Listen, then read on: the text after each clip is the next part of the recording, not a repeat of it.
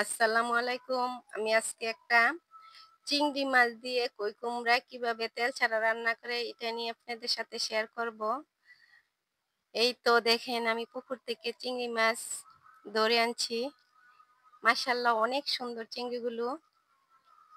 এখন যাচ্ছি আমার গাছ থেকে আমি কই কুমড়া আনবো। এখন এটাকে কেউ বলে কই কুমড়া, কেউ বলে জালি কুমড়া। আমি এখন কুমড়ার চারে আসছি। দেখেন মাশাআল্লাহ কত সুন্দর একটা সুন্দর এই এই কুমড়াটা এখন আমি কেটে নিয়ে যাব। দেখেন এতে কাটা শেষ। এখন আমি চলে যাচ্ছি এগুলোকে রেডি করব। এই তো আমি সব উপকরণ রেডি করেছি। কুমড়া কেটে, যে চিংড়ি মাছ কেটে, ধনিয়া পাতা, কাঁচামরিচ। এখন আমি চুলাতে চলে যাব। এই তো দেখেন চুলাতে আমি পাতিল বসাইছি। এখন দিব একটু পানি। এরপরে এই তো দিয়ে দিলাম চিংড়ি মাছ।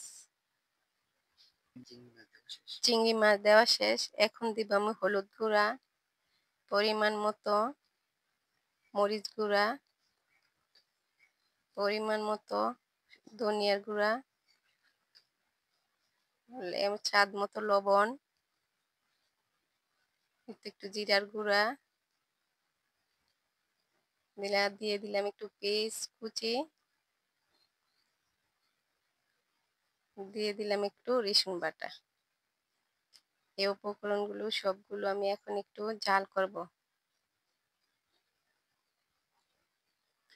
এই তো দেখেন জাল হয়েছে। এখন দিব আমি কুমড়াগুলো দিয়ে দিব।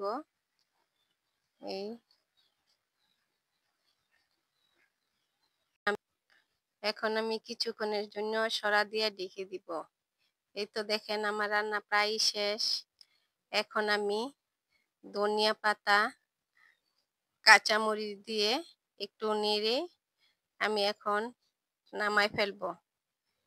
এই তো এখন ভালোভাবে মিশিয়ে আমি এখন এটা নামাই ফেলবো।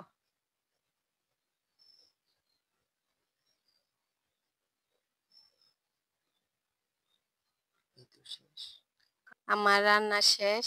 এখন আমি চুলা থেকে নামাই ফেলবো। দেখেন মাশাআল্লাহ তরকারি অনেক সুন্দর হয়েছে। আপনারা বাসায় রান্না করে দেখবেন তেল ছাড়া কই কুমড়া কিভাবে রান্না করে।